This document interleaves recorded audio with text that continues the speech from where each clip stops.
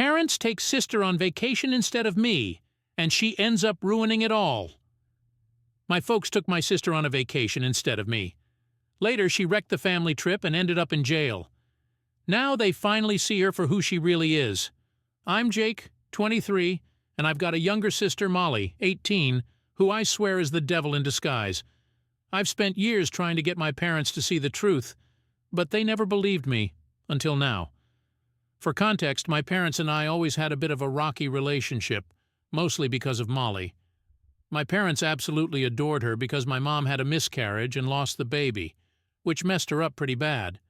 Molly came along a few years later and was treated like a miracle, a beacon of hope that healed their pain.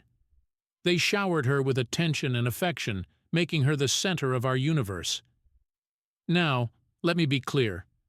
I loved Molly when we were kids, but over time I started realizing Molly had this crazy talent for manipulation that nobody else seemed to notice. She could twist any story to her advantage and was a master at playing the victim. One birthday, I got this awesome antique pocket watch from our grandparents.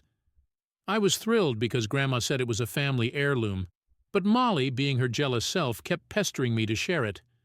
I said no since it was my birthday gift. She tried to get our parents to make me share, but since it was from our grandparents, they couldn't do much. That night, Molly, knowing I was terrified of spiders, put one in my pillowcase. I woke up with a spider crawling on me and screamed. My parents rushed in, and Molly acted all surprised and caring. Later she admitted to me with a creepy grin that she did it to teach me a lesson. I was shocked by how casually she confessed without any guilt. Another time I had a crush on my classmate, Tom, and finally got the guts to invite him over to watch a movie. I was super excited and picked out a nice dress. As soon as Tom arrived, Molly accidentally spilled juice all over my dress and laughed at me. I was mortified and had to change, trying to hide my embarrassment. Then she started telling Tom embarrassing stories about me, making me feel humiliated. She didn't leave us alone the whole time. When Tom was about to leave, she told him he could do better than me.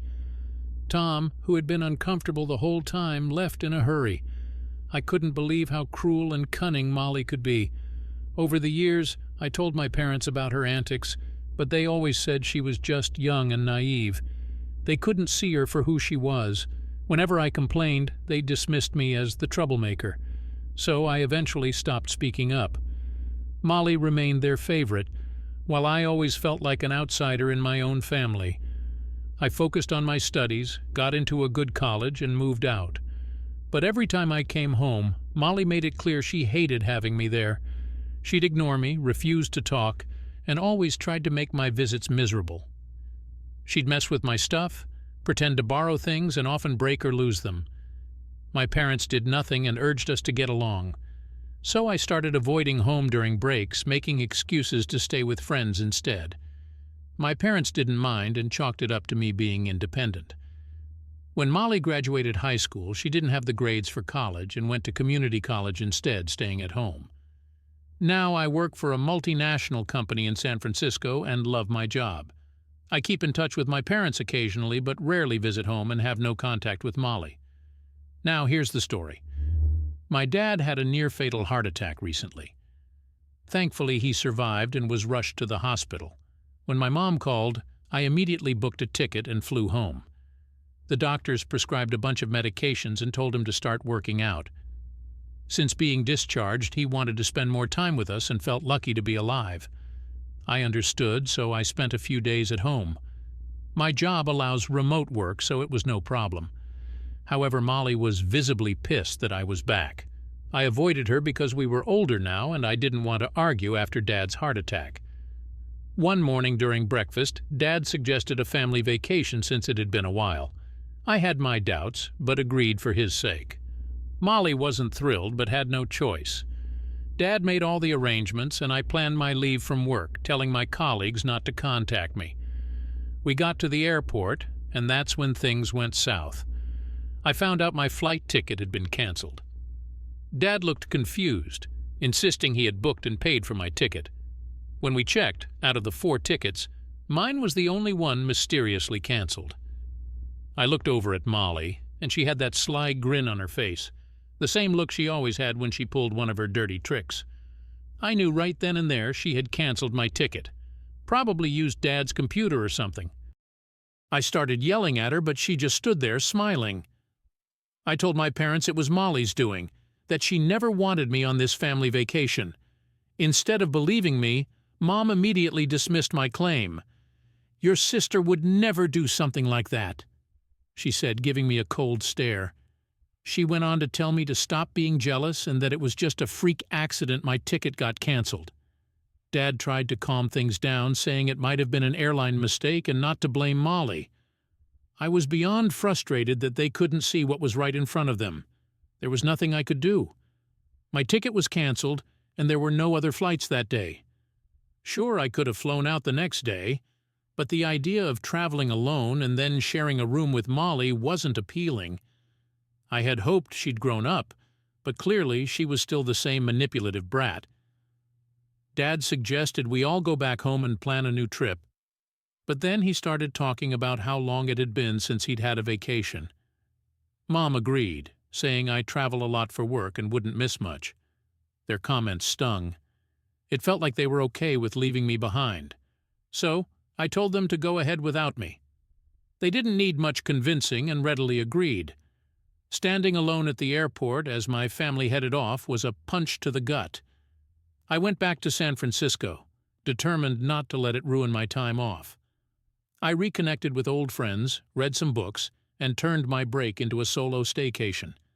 My parents would video call me sometimes, showing off how much fun they were having without me. It hurt to see, but it was another reminder of the favoritism that had always existed in our family.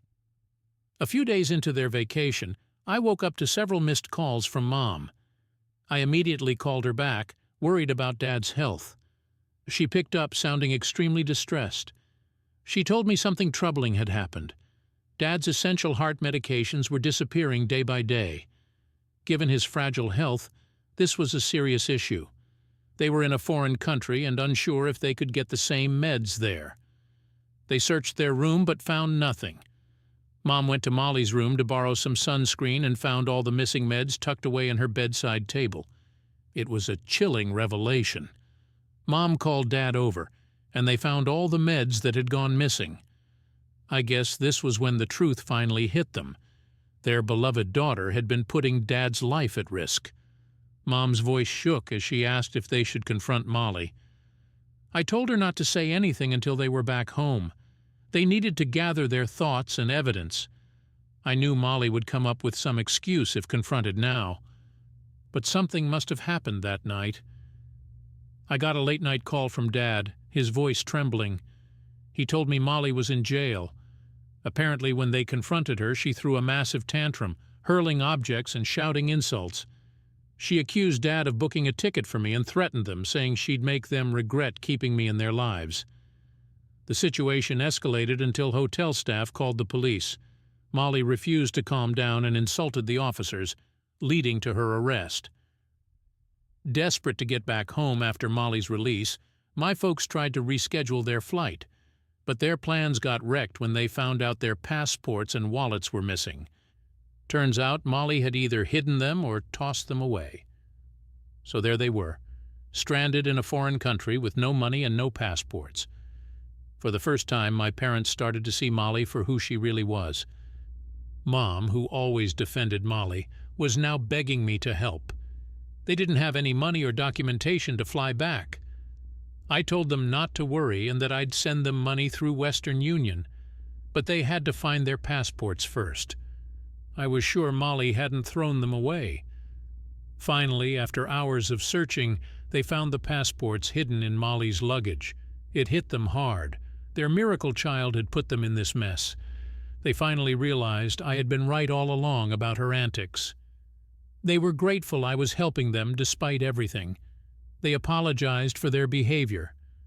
While part of me wanted to forgive them, it was tough to forget the years of favoritism that had deprived me of their love. Am I the bad guy for not forgiving my parents for going on this vacation without me? And now, after getting a taste of Molly's true colors, coming back begging for forgiveness? Every day they called me with updates, and I grew increasingly anxious about their situation. After Molly was released from jail, they threatened her to give back the passports, or they'd call the authorities again. Faced with no choice, Molly finally revealed where she hid them. When they got home, they told Molly she needed to pack up and leave. It was clear they had reached their breaking point, finally seeing how harmful and manipulative she was. This kicked off another screaming match. Molly started hurling accusations at my parents, saying she didn't want to share them with anyone and that inviting me on the trip pushed her over the edge. She kept insisting they should disown me, saying she was enough for them. My parents must have realized just how deep her jealousy ran and how much she resented me. They tried to calm her down, but she kept yelling. In a fit of rage, she threatened to tell everyone that they neglected and mistreated her as a child. Molly even threatened to go to the police with false claims if they kept asking her to move out. This scared my parents, especially since they're respected doctors in our community. The idea of their reputation being ruined by false accusations left them feeling trapped. In the days that followed, Molly made their lives even more difficult. When she found out they were talking to me regularly, she got mad and started breaking dishes. She kept stealing their car keys, making it hard for them to go to work. Just tonight, Mom called me in tears. Molly had thrown a tantrum at dinner, demanding Mom cook for her. When Mom refused because she was exhausted from work, Molly went on a rampage, breaking furniture and blasting music so loud they couldn't sleep. The situation was spiraling out of control, taking a toll on my parents' emotional and mental health. I was seriously worried about what might happen next. While I had hoped they'd see Molly's true nature, I never expected things to get this bad. I couldn't go home because it might trigger Molly even more. I urged my parents to talk to a lawyer to find a permanent solution. The legal route seemed like the only way to protect them and restore peace to our family. Then it happened. Molly got herself arrested again. As many of you predicted, with Molly's antics spiraling out of control, it was bound to happen. One night, during a heated argument, she grabbed a knife and came at my parents. This terrified them, and they had no choice but to call the cops. The officers took her into custody for assault. With Molly locked up, my parents decided it was time to take more permanent action. They consulted with a lawyer about evicting her from the house. It wasn't easy, but it was necessary for their safety. They filed a formal eviction notice. They knew it would be tough, but they had to make their home safe again. My parents didn't want to press charges. They just wanted her out.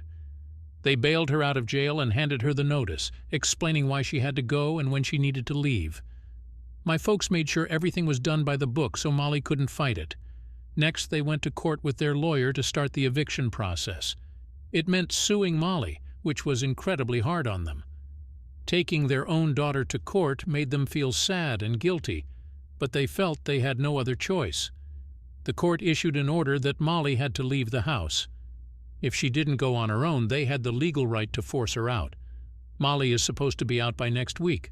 My parents can finally breathe a sigh of relief, knowing they've taken a step towards reclaiming their home and peace.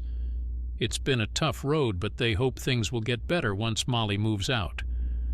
Throughout this ordeal, I've stayed in touch and planned to bring them to San Francisco for a few weeks. They need a break after all they've been through. I'm sure a change of scenery and some time away from the stress will do them good.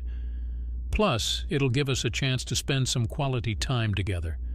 I want to support them as much as I can. I've received tons of comments on my post, and it's taken a while to go through them all. Many of you suggested we get Molly checked for mental health issues. The problem is, since she's an adult, we can't force her to get evaluated against her will. With her sudden violent outbursts, we don't want to push her and complicate things even more.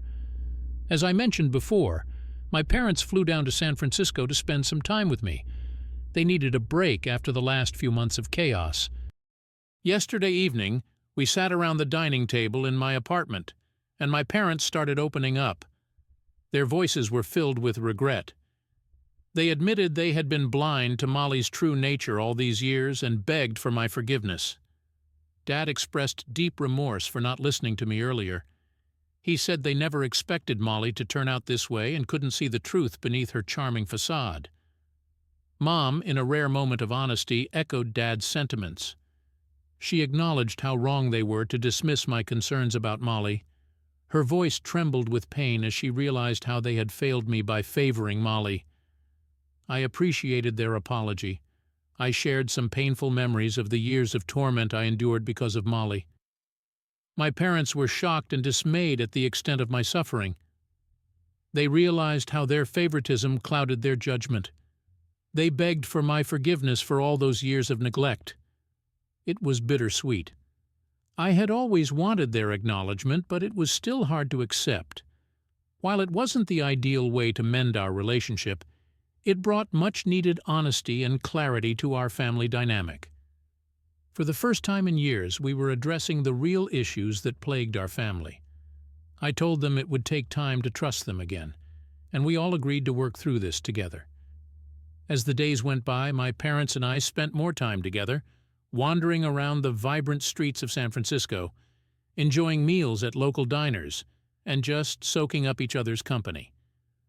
It was a journey to reconnect and rebuild the bonds that had been strained by years of favoritism and denial. Their decision to come to me wasn't just about getting away from Molly, but about rebuilding the family they had almost lost. We all needed a fresh start, and so did I. My parents and I discussed what to do with Molly. She was staying at a friend's house, but we couldn't just abandon her despite all the chaos she'd caused. As parents, they felt a deep sense of responsibility towards her, even though her actions were unforgivable. We came to terms with the fact that Molly's behavior might not just be willful mischief, but could indicate deeper issues. We decided to explore the possibility of a mental health evaluation to understand her better. However, since Molly's an adult, we can't force her to get assessed. We had to find a way to encourage her to seek help voluntarily. My parents planned to reach out to Molly once they were back home to see if she was open to a discussion. I didn't want to contact her myself because she still held a strong grudge against me, and I didn't want to make things worse. Considering her past violent outbursts, I advised my parents to meet her in a public place so she'd be less likely to lose control. Our main goal was for Molly to understand our perspective and, most importantly, recognize the deep love and concern we had for her. It wasn't about blaming her, but about coming together as a family to address the issues straining our relationships. Despite everything, my parents were hopeful. They believed that with the right help, Molly could change. I was more skeptical, given all that had happened, but I wanted to support my parents. They'd finally seen the truth and were trying to make things right. For now, we focused on making the most of our time together. It was the first step in a long journey of healing. When my parents eventually returned home, they reached out to Molly. She agreed to meet them at a CAF GC. I stayed in touch with them throughout, anxiously waiting for updates. They told her how much they loved her and that they wanted to help. At first, she was defensive, but eventually she broke down. She admitted she felt abandoned when they invited me on the trip and didn't know how to handle it. My parents listened, offering support, but also making it clear that her behavior was unacceptable and needed to change. Molly agreed to see a therapist. It was a small victory, but a crucial one. My parents arranged for her to stay with a relative while she got the help she needed. It wasn't a perfect solution, but it was a start. They were relieved, and so was I. It felt like we were finally moving in the right direction. Back in San Francisco, I continued to focus on my job and rebuilding my life. The experience had been draining, but it also brought a sense of closure. My parents and I were on the path to healing our relationship. It would take time, but for the first time in years, I felt hopeful about the future. Once my folks got back home, they reached out to Molly and set up a meeting at a local CAF GC. They filled me in on the details as I anxiously waited for updates. They told her how much they loved her and wanted to help. At first, she was defensive, spewing her usual venom. "You never really cared about me. You always preferred Jake," she shouted. Mom, in her typical bitchy tone, snapped back, "Oh, stop with the theatrics, Molly. We've always done everything for you." It was clear Molly was used to manipulating the situation, but this time my parents were prepared. Dad, trying to stay calm, said, "Molly, we just want you to get the help you need." After what felt like an eternity, Molly finally broke down.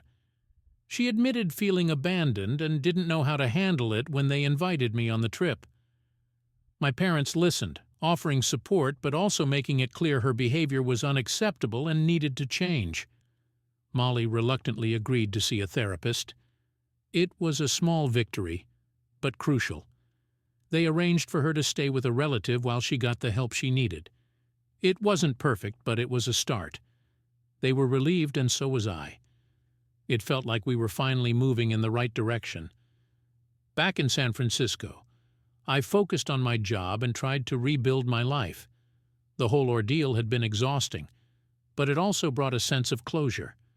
My parents and I were on the path to healing our relationship. It would take time, but for the first time in years I felt hopeful about the future. One evening, as I was settling into my routine, my phone rang. It was Mom. Her voice, sharp as ever, carried a mix of frustration and resignation. "Jake, you won't believe what Molly did today," she started. Turns out Molly had another meltdown at her relative's house, screaming and throwing things. "We just can't catch a break with her," Mom spat out, clearly fed up. "She needs time, Mom," I replied, trying to be the voice of reason. "Therapy isn't an overnight fix." Mom sighed. "I know, but it's just so hard. Your dad and I are at our wits' end." I could hear the exhaustion in her voice. They'd been through the ringer, and it wasn't over yet. Despite the setbacks, we all held on to the sliver of hope that Molly could change. Therapy sessions began, and slowly, reports from the therapist were cautiously optimistic. Molly had a long road ahead, but at least she was on it. My parents and I continued to rebuild our relationship, each phone call and visit mending the broken trust bit by bit. I visited home for the holidays, a bit anxious about seeing Molly. The tension was palpable, but there was also an air of determination. We were all trying. Molly was quieter, more subdued. The therapy seemed to be having an effect, though it was clear she still had a lot of work to do. During Christmas dinner, an awkward silence fell over the table. Molly finally spoke up. "I'm sorry for everything, Jake. I know I've been difficult." It wasn't a full apology, but it was a start. "Thanks, Molly. Let's just take it one day at a time," I replied, offering a small smile. After dinner, Dad pulled me aside. "It's going to take a lot more time, but I think we're getting there," he said, his voice heavy with the weight of the past few months. "We just need to keep moving forward." As I drove back to San Francisco after the holidays, I felt a strange mix of emotions: relief, hope, and a touch of skepticism. It hadn't been easy, and the road ahead was still uncertain, but for the first time, it felt like we were a family trying to heal, rather than one being torn apart. After the holidays, life started to return to some semblance of normalcy. I was back in San Francisco, diving into work and trying to keep myself busy, but the whole situation with Molly and my parents was always at the back of my mind. Mom would call almost every day, her sharp tone making it clear she was still on edge. "Jake, you need to come home more often. Your sister is still a mess, and we could use your help," she'd say, not so much asking as demanding. I'd try to keep the peace. "Mom, I've got my own life here, you know. I'm doing what I can," I'd reply, but it never seemed to be enough for her. She'd huff and puff, and then we'd move on to the next topic. Molly's therapy was ongoing, and while there were small signs of progress, there were also setbacks. One evening, Mom called in a fury. "Jake, you wouldn't believe what Molly did today. She screamed at your dad because he wouldn't let her borrow the car. She called him all sorts of names. It was a nightmare." I could practically see Mom's face turning red with anger. "Mom, she's got issues that aren't going to be fixed overnight. You've got to be patient," I said, trying to calm her down. But patience was never Mom's strong suit. Dad was handling it a bit better. though I could tell it was taking a toll on him too. He'd call sometimes, his voice weary but steady. "We're doing our best, Jake. It's just hard. Every day feels like a battle." In the midst of all this, I tried to find moments of peace for myself. I'd go for long walks, losing myself in the sights and sounds of the city. I'd meet up with friends, go to baseball games, anything to keep my mind off the chaos back home, but it was never far away. One weekend, I decided to surprise my parents with a visit. When I walked into the house, I could feel the tension in the air. Molly was in the living room, sulking as usual. Mom was in the kitchen, banging pots and pans around. Dad was in his study, probably trying to find a moment of quiet. "Hey, everyone, I'm home," I called out, trying to sound cheerful. Mom barely looked up. "Oh, it's you," she said, her tone as cold as ice. "Just what we needed, another person to add to the madness." Molly rolled her eyes and muttered something under her breath. Dad came out of his study looking tired but smiling. "Good to see you, Jake. How's life in the city?" he asked, giving me a quick hug. We sat down for dinner, and it was as awkward as ever. Mom kept making snide comments about how I never visited enough, how I didn't understand what they were going through. Molly was quiet, picking at her food. Dad tried to keep the conversation light, but it was clear he was struggling. After dinner, Dad and I went out to the porch to talk. "It's tough, Jake. Your mom's at her breaking point, and Molly, well, she's still Molly. But having you here helps," he said, looking out into the distance. "I know, Dad. I'm trying. It's just hard being caught in the middle of all this," I replied, feeling the weight of it all. We sat there in silence for a while, just enjoying the rare moment of peace. The next day I took Molly out for a drive. We didn't talk much, just drove around the countryside, the silence between us heavy but somehow comforting. Eventually she spoke up.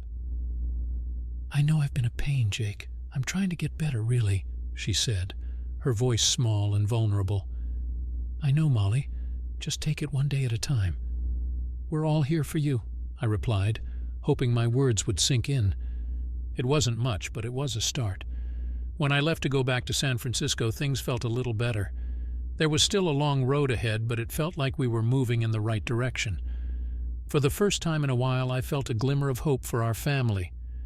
After my visit, things seemed to stabilize a bit. Molly kept up with her therapy, and the tension at home was a tad less suffocating. But it was far from over.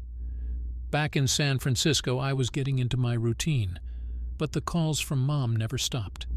"Jake, you really should come home more often. It's not fair that we're dealing with this on our own," she'd complain, her voice always laced with that sharp edge.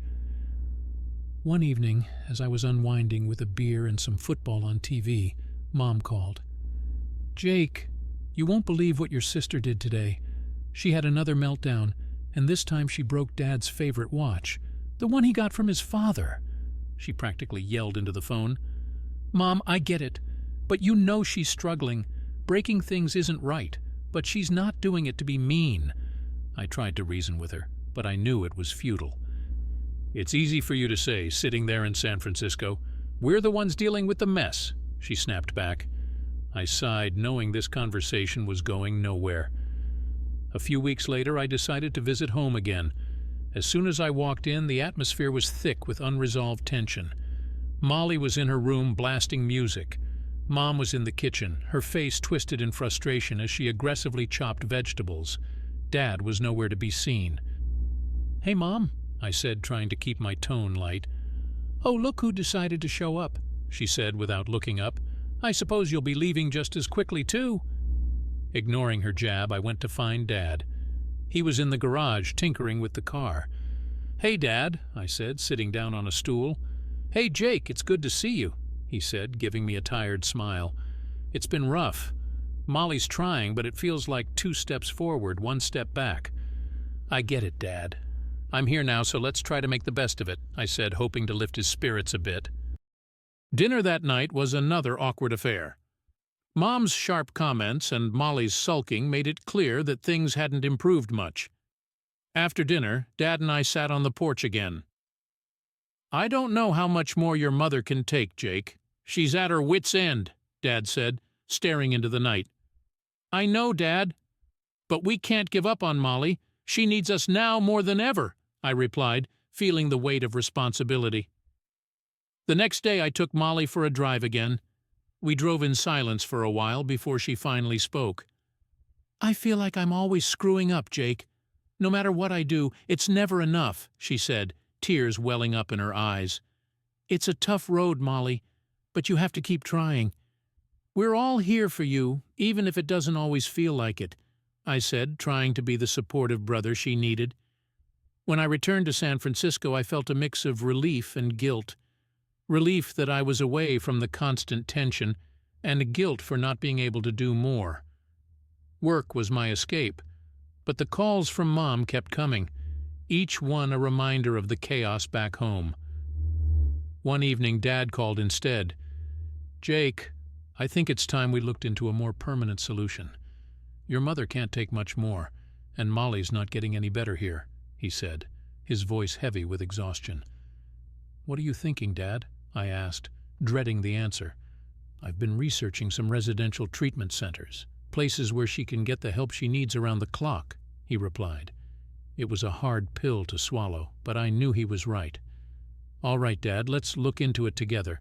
We'll find the best place for her," I said, feeling the weight of the decision. Over the next few weeks, we researched and visited several treatment centers. It was tough, but we knew it was the best option. Molly needed more help than we could give her at home. Finally, we found a place that felt right. It was a residential treatment center with a good reputation and a compassionate staff. Convincing Molly was another battle. "You just want to get rid of me," she screamed when we told her. "Molly, we want to help you. This is the best way," I said, trying to keep my voice steady. After a lot of tears and arguments, she finally agreed. The day we dropped her off was one of the hardest days of my life. Watching her walk away, looking so vulnerable, broke my heart. But I knew it was the right decision. Dropping Molly off at the treatment center was tough, but we knew it was the right thing to do. The drive back home was silent, the weight of what we'd just done hanging heavy in the air. Mom was in one of her moods, snapping at Dad for every little thing. "You could have driven slower, you know. It's not like we're in a hurry," she barked. Dad sighed, keeping his eyes on the road. "I'm just trying to get us home, Claire. Let's not argue right now." I stayed quiet in the back seat, thinking about Molly. I hoped she would get the help she needed, and that this would be a turning point for all of us. Once we got home, the house felt emptier than ever. Mom went straight to the kitchen, banging pots and pans around. "I need to cook. It's the only thing that keeps me sane," she muttered, more to herself than to anyone else. Dad disappeared into his study, probably to bury himself in work or anything that could distract him from the silence. I stayed for a few more days, helping out where I could, but it was clear that things were still tense. One evening, as we sat around the dinner table, Mom finally spoke up. "I don't know how much longer I can keep doing this, Jake. Your father and I are exhausted."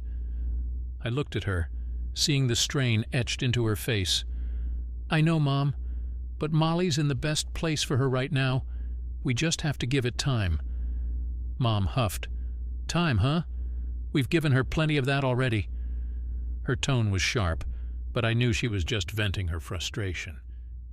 When I finally headed back to San Francisco, I felt a mix of relief and guilt again. The tension at home was suffocating, but I couldn't just abandon my parents. I called them every day, checking in on how things were going. They'd visit Molly at the treatment center regularly, and the updates were cautiously optimistic. Molly was participating in her sessions and seemed to be making progress, albeit slowly. A few months passed, and there were still ups and downs. Mom was her usual self, snapping at Dad over trivial things, but there were moments when she seemed softer, more hopeful. Dad remained the steady anchor, always trying to keep things calm. Then one day I got a call from Molly herself. "Jake, it's me," she said, her voice sounding stronger than it had in a long time. I wanted to thank you for everything. I know I've been a nightmare, but I'm really trying to get better." Hearing that brought a lump to my throat. "I'm proud of you, Molly. Just keep working hard. We're all here for you," I replied, my voice shaky with emotion. Over the next few months, Molly continued to improve. She completed her treatment and moved into a halfway house to help transition back into normal life.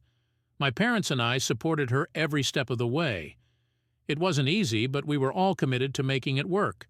The holidays came around again, and this time things felt different. We gathered at home, and there was a sense of peace that hadn't been there before.